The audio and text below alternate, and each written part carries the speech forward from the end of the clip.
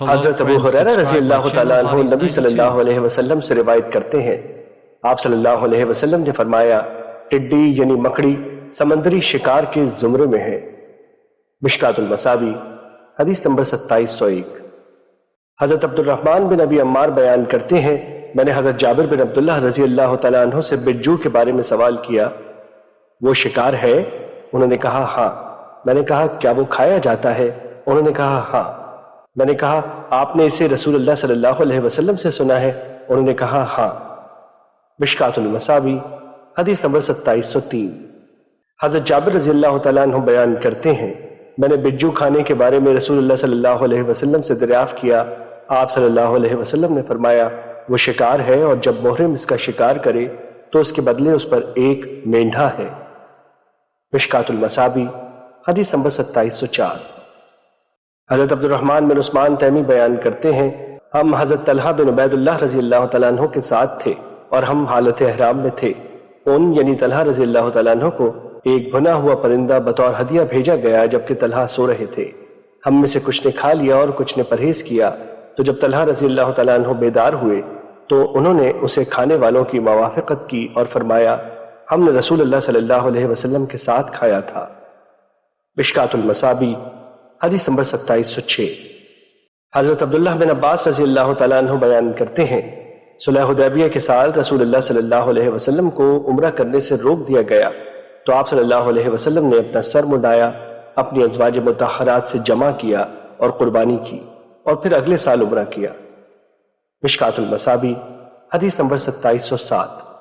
حضرت عبداللہ بن عمر رضی اللہ تعالیٰ عنہ بیان کرتے ہیں، ہم رسول اللہ صلی اللہ علیہ وسلم کے ساتھ عمرہ کرنے کے لیے روانہ ہوئے تو قریش بیت اللہ پہنچنے سے پہلے حائل ہو گئے، تو نبی صلی اللہ علیہ وسلم نے اپنی قربانیاں ذبح کیں اور آپ نے اپنا سر منڈایا جبکہ آپ کے بعض صحابہ نے سر کے بال کترائے۔ مشکات المصابیح حدیث نمبر 2708۔ حضرت مسور بن مخرمہ رضی اللہ تعالیٰ عنہ بیان کرتے ہیں کہ رسول اللہ صلی اللہ علیہ وسلم نے سر منڈانے سے پہلے قربانی کی اور آپ نے اپنے صحابہ کو بھی اس کا حکم فرمایا۔ مشکات المصابیح حدیث نمبر 2709۔ حضرت ابن عمر رضی اللہ تعالیٰ عنہ سے روایت ہے کہ انہوں نے کہا کہ تمہارے لیے رسول اللہ صلی اللہ علیہ وسلم کی سنت کافی نہیں؟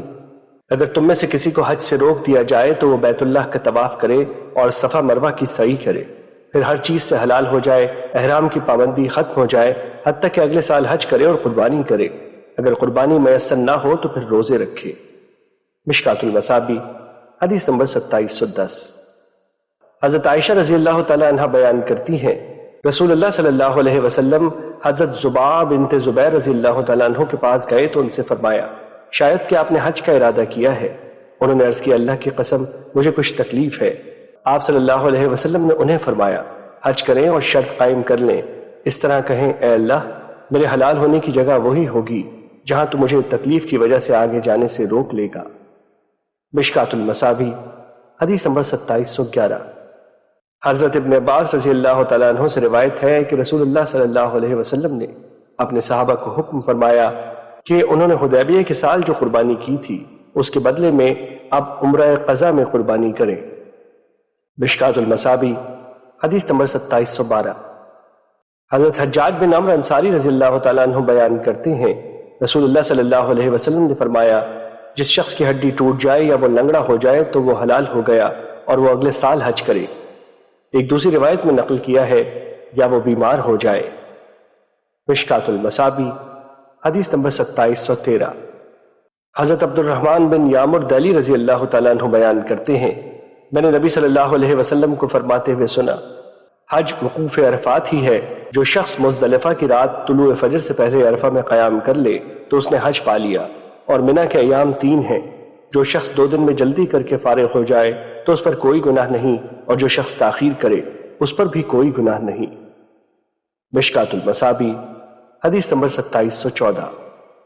حضرت ابن عباس رضی اللہ تعالیٰ عنہ بیان کرتے ہیں، رسول اللہ صلی اللہ علیہ وسلم نے فتح مکہ کے دن فرمایا اب ہجرت باقی نہیں رہی لیکن جہاد اور نیت باقی ہے، جب تمہیں جہاد کے لیے نکلنے کا حکم دیا جائے تو نکلو۔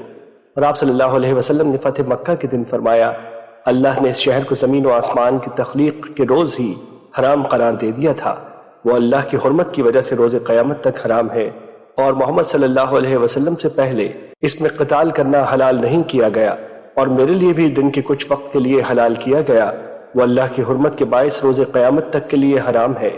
اس کا کانٹا کاٹا جائے، نہ اس کا شکار بھگایا جائے، اور نہ ہی اس کی گری پڑی چیز اٹھائی جائے سوائے اس شخص کے جو اس کا اعلان کرے، اور نہ ہی اس کی گھاس کاٹی جائے۔ حضرت عباس رضی اللہ تعالیٰ عنہ نے عرض کیا، اللہ کے رسول، بجز اصغر گھاس کے، کیونکہ وہ لوہاروں اور ان کے گھروں کے استعمال کی چیز ہے۔ آپ صلی اللہ علیہ وسلم نے فرمایا، بجز اصغر گھاس کے۔ مشکات المصابی حدیث نمبر 2715۔ اور ابو ہریرہ رضی اللہ تعالیٰ عنہ کی روایت میں ہے، اس کا درخت کاٹا جائے، نہ اس کی گری پڑی چیز اٹھائی جائے سوائے اس شخص کے جو اس چیز کا اعلان کرے۔ مشکات المصابی حدیث نمبر 2716۔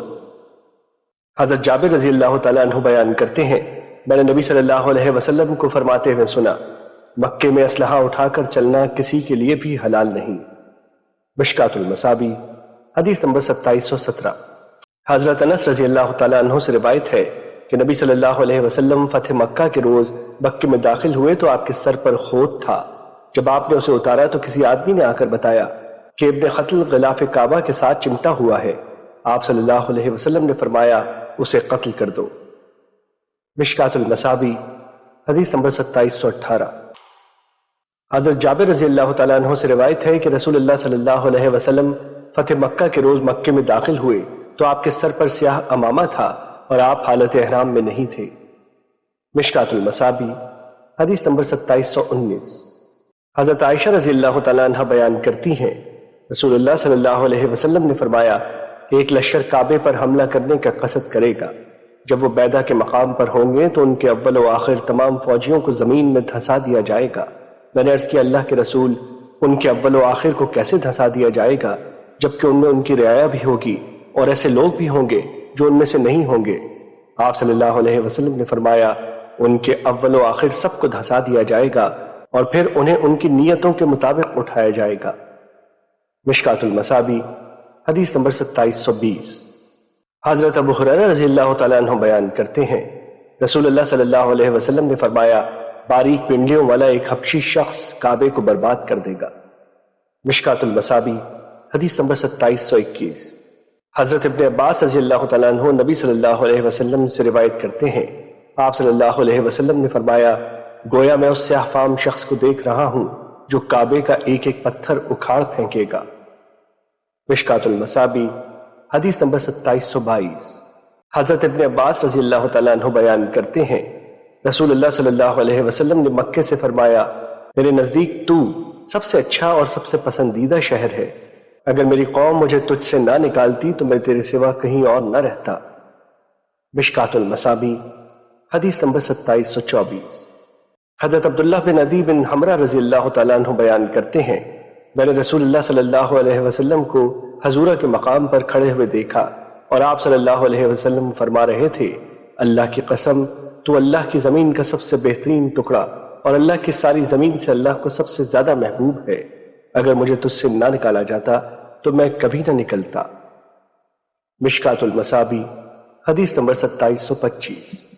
حضرت ابو شریح ادوی رضی اللہ تعالیٰ عنہ بیان کرتے ہیں کہ انہوں نے عمرو بن سعید سے جبکہ وہ مکے کی طرف لشکر روانہ کر رہا تھا کہا، جناب امیر، اگر تم مجھے اجازت دو تو میں تمہیں ایک حدیث بیان کرتا ہوں جو رسول اللہ صلی اللہ علیہ وسلم نے فتح مکہ کے اگلے روز بیان فرمائی تھی، جسے میرے کانوں نے سنا، میرے دل نے اسے یاد کیا اور میری آنکھوں نے اسے دیکھا۔ جب آپ نے وہ حدیث بیان کی تو آپ صلی اللہ علیہ وسلم نے اللہ کی حمد و ثنا بیان کی، پھر فرمایا، بے شک مکہ ایسی جگہ ہے جسے اللہ نے حرام قرار دیا ہے اور اسے کوئی لوگوں نے حرام قرار نہیں دیا۔ جو شخص اللہ اور یوم آخرت پر ایمان رکھتا ہے اس کے لیے حلال نہیں کہ وہ اس میں خون ریزی کرے اور اس کے درخت کاٹے۔ ہاں، اگر کوئی شخص اس میں رسول اللہ صلی اللہ علیہ وسلم کے قتال کرنے سے قتال کی اجازت و رخصت لے لے تو اسے کہو، بے شک اللہ نے اپنے رسول کو اس کی اجازت دی تھی اور تمہیں اجازت نہیں دی، اور مجھے بھی ایک دن کے کچھ حصے کے لیے اجازت دی گئی تھی، اور اس کی حرمت آج بھی ویسے ہی ہے جیسے کل تھی، اور چاہیے کہ جو یہاں موجود ہے وہ غیر موجود تک یہ باتیں پہنچا دے۔ ابو شریح رضی اللہ تعالیٰ عنہ سے پوچھا گیا کہ عمرو نے تمہیں کیا جواب دیا؟ انہوں نے کہا، اس نے مجھے کہا، ابو شریح، میں اسے تم سے زیادہ جانتا ہوں، بے شک حرم کسی گناہ گار کو پناہ دیتا ہے نہ کسی مفرور قاتل کو اور نہ ہی کسی مفرور چور کو پناہ دیتا ہے۔ مشکات المصابیح حدیث نمبر 2726۔ حضرت علی رضی اللہ تعالیٰ عنہ بیان کرتے ہیں، ہم نے رسول اللہ صلی اللہ علیہ وسلم سے صرف قرآن اور جو کچھ اس صحیفے میں ہے وہ لکھا ہے۔ رسول اللہ صلی اللہ علیہ وسلم نے فرمایا، مدینہ عیر سے سور تک حرم ہے، جو شخص اس میں کوئی بدعت ایجاد کرے یا کسی بدعت ایجاد کرنے والے کو پناہ دے تو اس پر اللہ تعالیٰ تمام فرشتوں اور تمام لوگوں کی لعنت ہے۔ اس کی نفل عبادت قبول ہوگی نہ فرض۔ مسلمانوں کی امان ایک ہی ہے اور اس میں ادنیٰ مسلمان کی امان کے بھی برابر حیثیت ہے۔ جو شخص کسی مسلمان کے عہد کو توڑے تو اس پر اللہ، فرشتوں اور تمام لوگوں کی لعنت ہے۔ اس کا نفل قبول ہوگا نہ فرض۔ اور جو شخص اپنے مالکوں کی اجازت کے بغیر کسی قوم سے معاہدہ کر لے تو اس پر اللہ، فرشتوں اور تمام لوگوں کی لعنت ہے اور اس کا نفل قبول ہوگا نہ فرض۔ اور صحیحین ہی کی روایت میں ہے، جو شخص اپنے آپ کو باپ کے سوا کسی اور کی طرف منسوب کر لے یا اپنے مالکوں کے علاوہ کسی اور سے معاہدہ کر لے تو اس پر اللہ، فرشتوں اور تمام لوگوں کی لعنت ہے۔ اس سے نفل قبول ہوگا نہ فرض۔ مشکات المصابیح حدیث نمبر 2728۔ حضرت سعد رضی اللہ تعالیٰ عنہ بیان کرتے ہیں، رسول اللہ صلی اللہ علیہ وسلم نے فرمایا، میں مدینے کے دونوں پتھریلے مقاموں کے درمیانی حصے کو حرم قرار دیتا ہوں اور اس علاقے کے درخت کاٹنا یا اس کا شکار قتل کرنا حرام ہے، اور فرمایا، مدینہ ان کے لیے بہتر ہے، کاش کہ وہ جانتے۔ اگر کوئی شخص اس سے عدم رغبت کی وجہ سے اسے چھوڑ جائے گا تو اللہ اس میں اس کے بدلے ایک ایسے شخص کو آباد کر دے گا جو اس سے بہتر ہوگا، اور جو شخص اس کی بھوک اور تکلیف پر صبر کرے گا تو روز قیامت میں اس کی سفارش کروں گا یا میں اس کے حق میں گواہی دوں گا۔ مشکات المصابیح حدیث نمبر 2729۔ حضرت ابو ہریرہ رضی اللہ تعالیٰ عنہ سے روایت ہے کہ رسول اللہ صلی اللہ علیہ وسلم نے فرمایا، میری امت میں سے جو شخص مدینے کی بھوک اور اس کی تکلیف پر صبر کرے گا تو روز قیامت میں اس کی سفارش کروں گا۔ مشکات المصابیح حدیث نمبر 2730۔ حضرت ابو ہریرہ رضی اللہ تعالیٰ عنہ بیان کرتے ہیں، جب لوگ پہلا پھل دیکھتے تو اسے نبی صلی اللہ علیہ وسلم کی خدمت میں پیش کرتے۔ جب آپ اسے پکڑ لیتے تو دعا فرماتے، اے اللہ ہمارے لیے پھلوں میں برکت فرما، اے اللہ ہمارے لیے مدینے میں برکت فرما، ہمارے سو اور ہمارے مد یعنی ناپ تول کے پیمانے میں برکت فرما۔ اے اللہ بے شک ابراہیم علیہ السلام تیرے بندے، تیرے خلیل اور تیرے نبی تھے، اور میں بھی تیرا بندہ اور تیرا نبی ہوں۔ بے شک انہوں نے تجھ سے مکے کے لیے دعا فرمائی اور میں تجھ سے اسی مثل مدینے کے لیے دعا کرتا ہوں، اور اس کی مثل اس کے ساتھ مزید دعا کرتا ہوں۔ راوی بیان کرتے ہیں، پھر آپ صلی اللہ علیہ وسلم اپنے کسی سب سے چھوٹے بچے کو بلاتے اور وہ پھل اسے دے دیتے۔ مشکات المصابیح حدیث نمبر 2731۔ حضرت ابو سعید رضی اللہ تعالیٰ عنہ نبی صلی اللہ علیہ وسلم سے روایت کرتے ہیں، آپ صلی اللہ علیہ وسلم نے فرمایا، بے شک ابراہیم علیہ السلام نے مکہ کو حرام قرار دیا اور اس کی حرمت کو ثابت کیا، اور میں مدینے کو، اس کے دو پہاڑوں کے درمیانی علاقے کو حرام قرار دیتا ہوں کہ اس میں خون ریزی کی جائے، نہ قتال کے لیے اس میں اسلحہ اٹھایا جائے، اور نہ ہی چارے کے علاوہ اس کے درختوں کے پتے جھاڑے جائیں۔ مشکات المصابیح حدیث نمبر 2732۔ حضرت عامر بن سعد رحمۃ اللہ علیہ سے روایت ہے کہ حضرت سعد بن ابی وقاص رضی اللہ تعالیٰ عنہ موضع عقیق میں واقع اپنے محل کی طرف جا رہے تھے کہ انہوں نے کسی غلام کو درخت کاٹتے ہوئے یا اس کے پتے جھاڑتے ہوئے پایا تو انہوں نے اس کا کپڑا سلب کر لیا۔ جب سعد رضی اللہ تعالیٰ عنہ واپس مدینہ آئے تو غلام کے مالک ان کے پاس آئے اور ان سے بات کی کہ انہوں نے غلام سے جو کچھ لیا ہے وہ اسے ان کے غلام کو یا ہمیں واپس لوٹا دیں۔ اس پر انہوں نے فرمایا، اللہ کی پناہ کہ میں اس چیز کو واپس کر دوں جو رسول اللہ صلی اللہ علیہ وسلم نے مجھے بطور غنیمت عطا فرمائی ہے، اور انہوں نے انہیں وہ کپڑا واپس کرنے سے انکار کر دیا۔ مشکات المصابیح حدیث نمبر 2733۔ حضرت عائشہ رضی اللہ تعالیٰ عنہ بیان کرتی ہیں، جب رسول اللہ صلی اللہ علیہ وسلم مدینہ تشریف لائے تو حضرت ابو بکر اور حضرت بلال رضی اللہ تعالیٰ عنہم بخار میں مبتلا ہو گئے۔ میں رسول اللہ صلی اللہ علیہ وسلم کے پاس آئی اور آپ کو بتایا تو آپ صلی اللہ علیہ وسلم نے فرمایا، اے اللہ جس طرح ہمیں مکہ محبوب ہے اس طرح یا اس سے بھی زیادہ مدینہ ہمیں محبوب بنا دے اور اسے صحت افزا بنا دے، اس کے ساو مد میں ہمارے لیے برکت فرما دے اور اس کے بخار کو منتقل فرما اور اسے جوحفہ بھیج دے۔ مشکات المصابیح حدیث نمبر 2734۔ حضرت عبداللہ بن عمر رضی اللہ تعالیٰ عنہ سے نبی صلی اللہ علیہ وسلم کی مدینے کے بارے میں خواب کے متعلق روایت ہے۔ آپ صلی اللہ علیہ وسلم نے فرمایا، میں نے ایک سیاہ فام پراگندہ بالوں والی عورت کو مدینے سے نکل کر مہیا پر قیام کرتے ہوئے دیکھا۔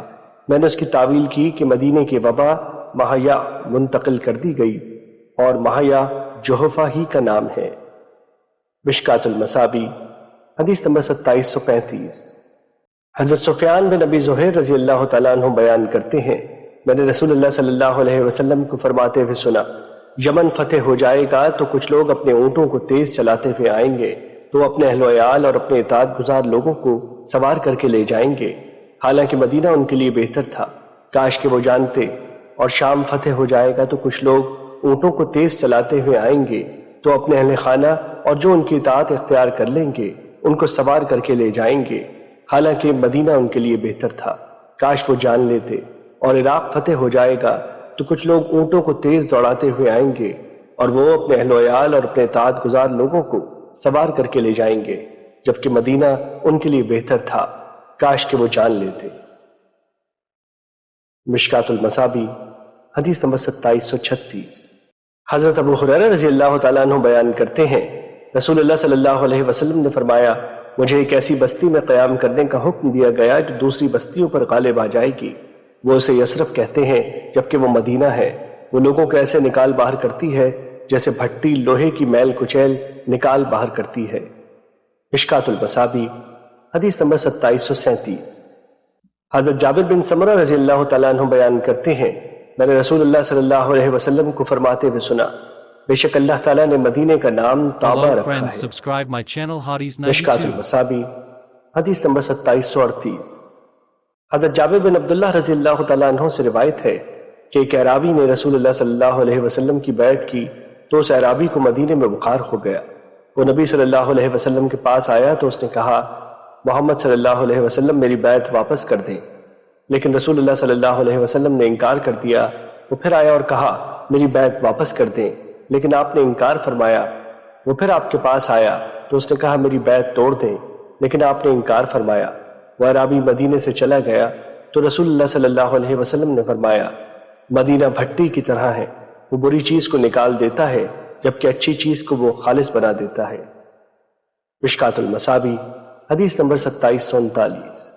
حضرت ابو ہریرہ رضی اللہ تعالیٰ عنہ بیان کرتے ہیں، رسول اللہ صلی اللہ علیہ وسلم نے فرمایا، قیامت قائم نہیں ہوگی حتیٰ کہ مدینہ برے لوگوں کو نکال باہر کرے گا جیسے بھٹی لوہے کی میل کچیل نکال باہر کرتی ہے۔ مشکات المصابیح حدیث نمبر 2740۔ حضرت ابو ہریرہ رضی اللہ تعالیٰ عنہ بیان کرتے ہیں، رسول اللہ صلی اللہ علیہ وسلم نے فرمایا، مدینے کے داخلی راستوں پر فرشتے پہرا دیتے ہیں، اس میں طاعون داخل ہوگا نہ دجال۔ مشکات المصابیح حدیث نمبر 2741۔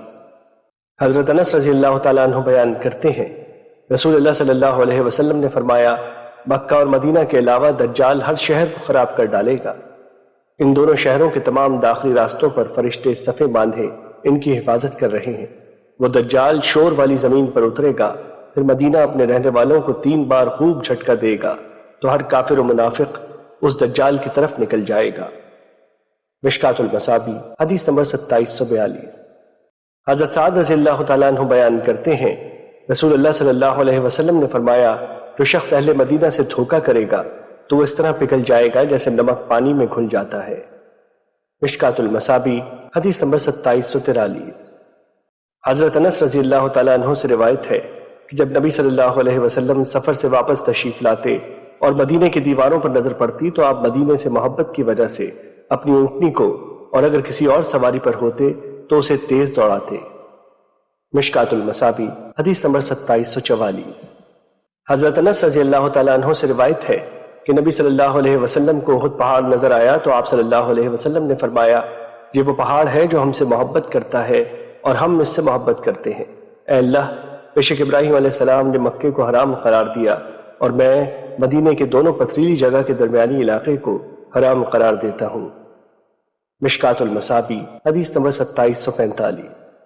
حضرت سہل بن سعد رضی اللہ تعالیٰ عنہ بیان کرتے ہیں، رسول اللہ صلی اللہ علیہ وسلم نے فرمایا، احد ایسا پہاڑ ہے جو ہم سے محبت کرتا ہے اور ہم اس سے محبت کرتے ہیں۔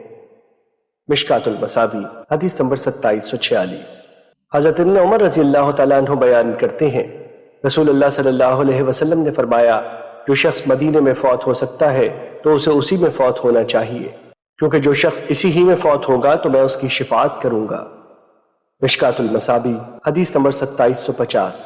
حضرت ابو بکرہ رضی اللہ تعالیٰ عنہ نبی صلی اللہ علیہ وسلم سے روایت کرتے ہیں، آپ صلی اللہ علیہ وسلم نے فرمایا مسیح دجال کا روگ مدینے میں داخل نہیں ہوگا، اس روز اس کے 7 دروازے ہوں گے اور ہر دروازے پر 2 فرشتے ہوں گے۔ مشکات المصابیح حدیث نمبر 2753۔ حضرت انس رضی اللہ تعالیٰ عنہ نبی صلی اللہ علیہ وسلم سے روایت کرتے ہیں، آپ صلی اللہ علیہ وسلم نے دعا فرمائی، اے اللہ تو نے جتنی برکت مکہ کو دی ہے اس سے دگنی مدینہ کو عطا فرما۔ مشکات المصابیح حدیث نمبر 2754۔ حضرت ابن عباس رضی اللہ تعالیٰ عنہ بیان کرتے ہیں، حضرت عمر بن خطاب رضی اللہ تعالیٰ عنہ نے فرمایا میں نے رسول اللہ صلی اللہ علیہ وسلم کو وادی عقیق میں فرماتے ہوئے سنا، آج رات میرے رب کی طرف سے ایک آنے والا میرے پاس آیا تو اس نے کہا اس مبارک وادی میں نماز پڑھیں اور کہیں عمرہ حج میں داخل ہو گیا۔ ایک دوسری روایت میں ہے آپ صلی اللہ علیہ وسلم فرمائیں عمرہ اور حج کی ایک ساتھ نیت کی۔ مشکات المصابیح حدیث نمبر 2758۔ حضرت مقدام بن معدی کا رضی اللہ تعالیٰ عنہ بیان کرتے ہیں، رسول اللہ صلی اللہ علیہ وسلم نے فرمایا کسی شخص نے اپنے ہاتھ کی کمائی سے زیادہ بہتر کھانا کبھی نہیں کھایا، اور اللہ کے نبی حضرت داؤد علیہ السلام اپنے ہاتھوں کی کمائی سے کھایا کرتے تھے۔ مشکات المصابیح حدیث نمبر 2759۔ حضرت ابو ہریرہ رضی اللہ تعالیٰ عنہ بیان کرتے ہیں، رسول اللہ صلی اللہ علیہ وسلم نے فرمایا بے شک اللہ پاک ہے اور وہ صرف پاک چیز ہی قبول فرماتا ہے، اور اللہ تعالیٰ نے جس چیز کے متعلق رسولوں کو حکم فرمایا اسی چیز کے متعلق مومنوں کو حکم فرمایا تو فرمایا رسولوں کی جماعت پاکیزہ چیزیں کھاؤ اور نیک عمل کرو، اور اللہ تعالیٰ نے فرمایا ایمان والو ہم نے جو پاکیزہ چیزیں تمہیں عطا کی ہیں ان میں سے کھاؤ۔ پھر آپ نے اس آدمی کا ذکر فرمایا جو دور دراز کا سفر طے کرتا ہے، بڑا گندہ بال اور خاک آلود ہے، آسمان کی طرف اپنے ہاتھ پھیلائے دعا کرتا ہے رب جی، حالانکہ اس کا کھانا حرام، اس کا پینا حرام، اس کا لباس حرام اور اسے حرام کی غذا دی گئی، تو ایسے شخص کی دعا کیسے قبول ہو؟ مشکات المصابیح حدیث نمبر 2760۔ حضرت ابو ہریرہ رضی اللہ تعالیٰ عنہ بیان کرتے ہیں، رسول اللہ صلی اللہ علیہ وسلم نے فرمایا لوگوں پر ایک ایسا زمانہ آئے گا کہ آدمی اس بات کی پرواہ نہیں کرے گا کہ وہ حلال طریقے سے کما رہا ہے یا حرام طریقے سے۔ مشکات المصابیح حدیث نمبر 2761۔ حضرت نعمان بن بشیر رضی اللہ تعالیٰ عنہ بیان کرتے ہیں، رسول اللہ صلی اللہ علیہ وسلم نے فرمایا حلال واضح ہے اور حرام بھی واضح ہے، جبکہ ان دونوں کے درمیان کچھ چیزیں مشتبہ ہیں، بہت سے لوگ انہیں نہیں جانتے، بس جو شخص شبہات سے بچ گیا تو اس نے اپنے دین اور اپنی عزت کو بچا لیا، اور جو شخص شبہات میں مبتلا ہو گیا تو وہ حرام میں مبتلا ہو گیا، جیسے وہ چرواہا جو چراگاہ کے آس پاس چراتا ہے تو قریب ہے کہ وہ اس چراگاہ میں چرائے گا۔ سن لو بے شک ہر بادشاہ کی ایک چراگاہ ہوتی ہے، سن لو بے شک اللہ کی چراگاہ اس کی حرام کردہ چیزیں ہیں، سن لو جسم میں ایک لوتھڑا ہے، جب وہ درست ہو جاتا ہے تو سارا جسم درست ہو جاتا ہے، اور جب وہ خراب ہو جاتا ہے تو سارا جسم خراب ہو جاتا ہے، یاد رکھو وہ دل ہے۔ مشکات المصابیح حدیث نمبر 2762۔ حضرت رافع بن خدیج رضی اللہ تعالیٰ عنہ بیان کرتے ہیں، رسول اللہ صلی اللہ علیہ وسلم نے فرمایا کتے کی قیمت زانیہ کی اجرت اور پچھنے لگوانے والے کی کمائی خبیث ہے۔ مشکات المصابیح حدیث نمبر 2763۔ حضرت ابو مسعود انصاری رضی اللہ تعالیٰ عنہ بیان کرتے ہیں، رسول اللہ صلی اللہ علیہ وسلم نے کتے کی قیمت زانیہ کی اجرت اور کاہن کی شرینی یعنی نیاز سے منع فرمایا ہے۔ مشکات المصابیح حدیث نمبر 2764۔ حضرت ابو جحیفہ رضی اللہ تعالیٰ عنہ سے روایت ہے کہ نبی صلی اللہ علیہ وسلم نے خون کی قیمت، کتے کی قیمت اور زانیہ کی کمائی سے منع فرمایا، اور سود کھانے والے، کھلانے والے، جسم گوندنے والی اور گدوانے والی اور مصور پر لعنت فرمائی۔ مشکات المصابیح حدیث نمبر 2765۔ حضرت جابر رضی اللہ تعالیٰ عنہ سے روایت ہے کہ انہوں نے فتح مکہ کے سال رسول اللہ صلی اللہ علیہ وسلم کو مکے میں فرماتے ہوئے سنا، بے شک اللہ اور اس کے رسول نے شراب، مردار، خنزیر اور بتوں کی بیع کو حرام قرار دے دیا ہے۔ عرض کیا گیا اللہ کے رسول مردار کی چربی کے بارے میں بتائیں، کیونکہ اس کے ذریعے کشتیوں کو روغن کیا جاتا ہے، کھالیں چکنی کی جاتی ہیں اور لوگ اسے چراغوں میں جلا کر روشنی حاصل کرتے ہیں۔ آپ صلی اللہ علیہ وسلم نے فرمایا نہیں، وہ حرام ہے۔ پھر آپ صلی اللہ علیہ وسلم نے فرمایا اللہ یہود کو غارت کرے، کیونکہ اللہ نے جب اس کی چربی حرام قرار دی تو انہوں نے پگھلا کر بیچا اور پھر اس کی قیمت کھائی۔ مشکات المصابی حدیث نمبر 2766۔ حضرت عمر رضی اللہ تعالیٰ عنہ سے روایت ہے کہ رسول اللہ صلی اللہ علیہ وسلم نے فرمایا اللہ یہود کو غارت کرے، ان پر مردار کی چربی حرام کی گئی تو انہوں نے اسے پگھلا کر فروخت کیا۔ مشکات المصابی حدیث نمبر 2767۔ حضرت جابر رضی اللہ تعالیٰ عنہ سے روایت ہے کہ رسول اللہ صلی اللہ علیہ وسلم نے کتے اور بلی کی قیمت سے منع فرمایا ہے۔ مشکات المصابی حدیث نمبر 2768۔ حضرت انس رضی اللہ تعالیٰ عنہ بیان کرتے ہیں ابو طیبہ نے رسول اللہ صلی اللہ علیہ وسلم کو پچنے لگائے تو آپ نے اسے ایک سا تقریباً 2.5 کلو کھجوریں دینے اور اس کے مالکوں کو اس کے خراج میں تخفیف کرنے کا حکم فرمایا۔ مشکات المصابی حدیث نمبر 2769۔ حضرت عائشہ رضی اللہ تعالیٰ عنہ بیان کرتی ہیں نبی صلی اللہ علیہ وسلم نے فرمایا اپنی کمائی میں سے کھانا سب سے پاکیزہ کھانا ہے اور تمہاری اولاد بھی تمہاری کمائی میں سے ہے۔ ابو داؤد اور دارمی کی روایت میں ہے آدمی کا اپنی کمائی سے کھانا سب سے پاکیزہ کھانا ہے اور بے شک اس کی اولاد بھی اس کی کمائی ہے۔ مشکات المصابی حدیث نمبر 2770۔ حضرت جابر رضی اللہ تعالیٰ عنہ بیان کرتے ہیں رسول اللہ صلی اللہ علیہ وسلم نے فرمایا حرام سے پرورش پانے والا گوشت جنت میں داخل نہیں ہوگا اور حرام سے پرورش پانے والا ہر گوشت جہنم کی آگ ہی اس کی زیادہ حقدار ہے۔ مشکات المصابی حدیث نمبر 2772۔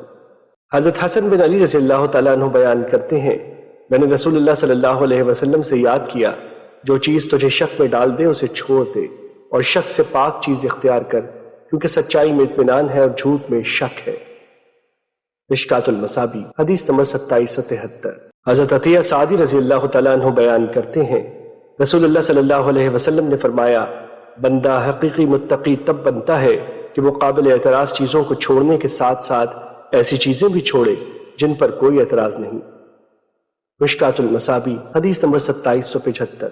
حضرت انس رضی اللہ تعالیٰ عنہ بیان کرتے ہیں رسول اللہ صلی اللہ علیہ وسلم نے شراب سے متعلق 10 قسم کے افراد پر لعنت فرمائی، اس کے بنانے والے، اس کے بنوانے والے، اس کے پینے والے، اسے اٹھانے والے، جس کے پاس لے جائی جائے، اس کے پلانے والے، اسے بیچنے والے، اس کی قیمت کھانے والے، اسے خریدنے والے اور جس کے لیے خریدی جائے۔ مشکات المصابی حدیث نمبر 2776۔ حضرت ابن عمر رضی اللہ تعالیٰ عنہ بیان کرتے ہیں رسول اللہ صلی اللہ علیہ وسلم نے فرمایا اللہ نے شراب پر، اس کے پینے والے، اس کے پلانے والے، اس کے بیچنے والے، اس کے خریدنے والے، اس کے بنانے والے، جس کے لیے بنائی جائے اس پر، اسے لے کر جانے والے اور جس کے لیے لے کر جائی جائے، ان سب پر لعنت فرمائی۔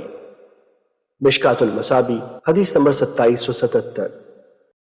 حضرت محیصہ رضی اللہ تعالیٰ عنہ سے روایت ہے کہ انہوں نے پچنے لگوانے والے کی اجرت کے بارے میں رسول اللہ صلی اللہ علیہ وسلم سے اجازت طلب کی تو آپ نے انہیں منع فرما دیا۔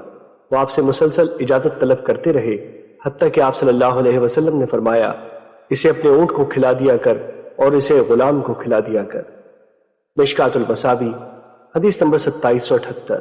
حضرت عائشہ رضی اللہ تعالیٰ عنہ بیان کرتی ہیں حضرت ابو بکر رضی اللہ تعالیٰ عنہ کا ایک غلام تھا، وہ آپ کو خراج دیا کرتا تھا اور حضرت ابو بکر رضی اللہ تعالیٰ عنہ اس کے خراج میں سے کھایا کرتے تھے۔ ایک روز وہ کچھ لے کر آیا تو حضرت ابو بکر رضی اللہ تعالیٰ عنہ نے اس میں سے کھایا۔ غلام نے آپ سے کہا کہ آپ جانتے ہیں کہ یہ کیا تھا؟ تو حضرت ابو بکر رضی اللہ تعالیٰ عنہ نے فرمایا وہ کیا تھا؟ اس نے کہا میں جاہلیت میں ایک انسان کے لیے کہانت کیا کرتا تھا، حالانکہ مجھے کہانت نہیں آتی تھی، میں نے تو صرف اسے دھوکہ ہی دیا تھا، وہ مجھے ملا ہے تو اس نے مجھے یہ عطا کیا ہے جس میں سے آپ نے کھایا ہے۔ وہ بیان کرتی ہیں حضرت ابو بکر رضی اللہ تعالیٰ عنہ نے اپنا ہاتھ منہ میں ڈالا اور پیٹ کی ہر چیز قے کر ڈالی۔ مشکات المصابی حدیث نمبر 2786۔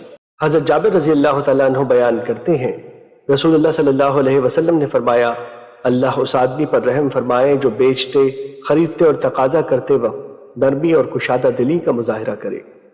مشکات المصابی حدیث نمبر 2790۔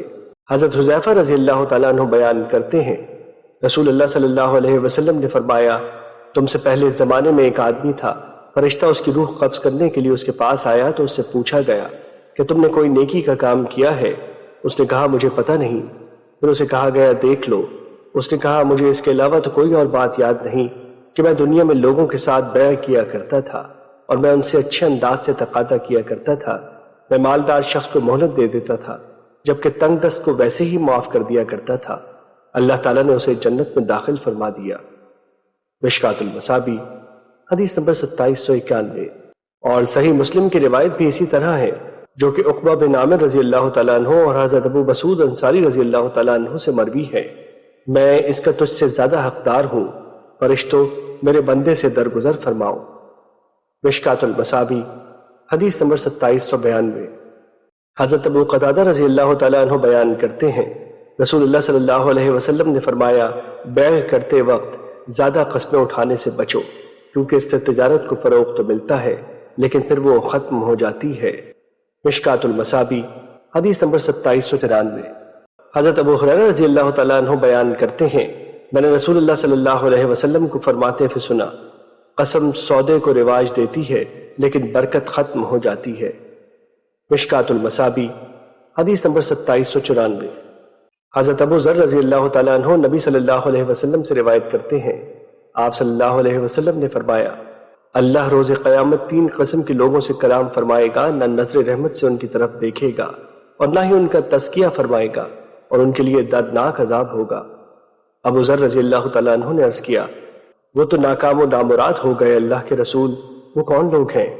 فرمایا ازار لٹکانے والا، احسان جتلانے والا اور جھوٹی قسم سے اپنا سودا بیچنے والا۔ مشکوٰۃ المصابیح حدیث نمبر 2795۔ حضرت قیس بن ابی غرزہ رضی اللہ تعالیٰ عنہ بیان کرتے ہیں رسول اللہ صلی اللہ علیہ وسلم کے دور میں ہم یعنی تاجروں کو دلال کہا جاتا تھا۔ رسول اللہ صلی اللہ علیہ وسلم ہمارے پاس سے گزرے تو آپ نے ہمیں ایک ایسا نام دیا جو کہ اس سے بہتر تھا۔ آپ صلی اللہ علیہ وسلم نے فرمایا تاجروں کی جماعت بیع کرتے وقت لغو باتیں ہو جاتی ہیں اور قسمیں بھی ہوتی ہیں، لہٰذا تم اس کے ساتھ صدقے کو شامل کر لیا کرو۔ مشکوٰۃ المصابیح حدیث نمبر 2798۔ حضرت عبید بن رفاع اپنے والد سے اور وہ نبی صلی اللہ علیہ وسلم سے روایت کرتے ہیں آپ صلی اللہ علیہ وسلم نے فرمایا تاجروں کو فاجروں کے زمرے میں جمع کیا جائے گا بجز اس کے جس نے تقوی اختیار کیا، نیکی کی اور صدقہ کیا۔ مشکوٰۃ المصابیح حدیث نمبر 2799۔ حضرت امام بہقی نے حضرت برا رضی اللہ تعالیٰ عنہ سے شعب الایمان میں روایت کیا ہے۔ مشکوٰۃ المصابیح حدیث number 2800۔ Hello friends, subscribe my channel Hotties 92.